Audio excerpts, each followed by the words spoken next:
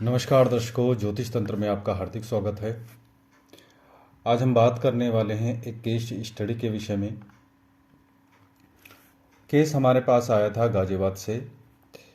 इनका कहना था कि मेरा एक कोर्ट केस चल रहा है, यह कब तक चलेगा, मेरी नौकरी छूटने तक की नौबत आ चुकी है। ठीक है, तो इनके पास में इनकी बर्थ डिटेल नहीं थी, तो हमने प्रश्न कुंडली बनाई। ये जो केस आया था हमारे पास में, ये आया था 7 सितंबर 2024 को और 3:27 को शाम को।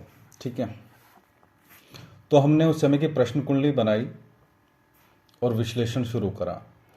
प्रश्न कुंडली में सबसे ज़्यादा जो इम्पोर्टेंट होता है वो होता है लग्न। यहाँ पे आप देखेंगे धनु लग्न है।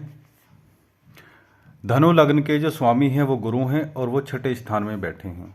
यानी कि जब लग्नेश छठे स्थान पे बैठते हैं तो उसका मतलब ये है कि व्यक्ति प्रॉब्लम से जूझ रहा है, परेशानियों से जूझ रहा है।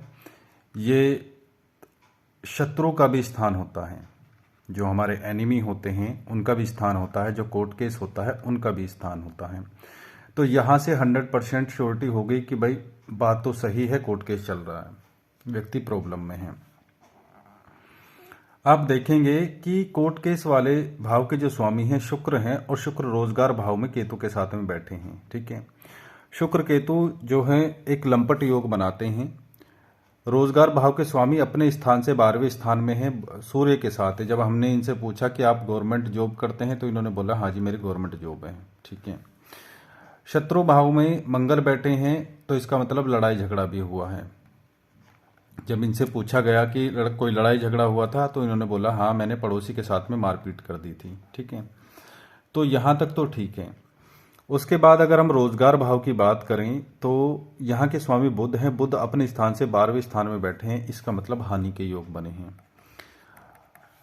केतु बैठे हैं और शुक्र यहाँ पे नीच के हैं रोजगार भाव में, तो रोजगार छूटने की 100% संभावनाएं हैं। ठीक है, और कोई ऐसी स्थिति है नहीं जिससे हम ये कह सकें कि भाई इनका, जिससे हम ये कह सकें कि इनका रोजगार 100% बच जाएगा।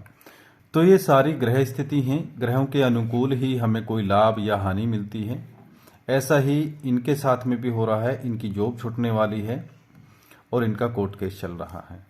तो दर्शकों, आशा करते हैं ये जानकारी आपको पसंद आई होगी। जय माता दी।